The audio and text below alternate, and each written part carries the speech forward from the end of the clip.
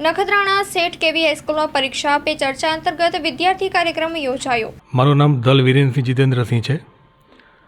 સેઠ કેવી હાઈસ્કૂલ નખત્રાણા મધ્યે શિક્ષક તરીકે ફરજ બજાવું છું.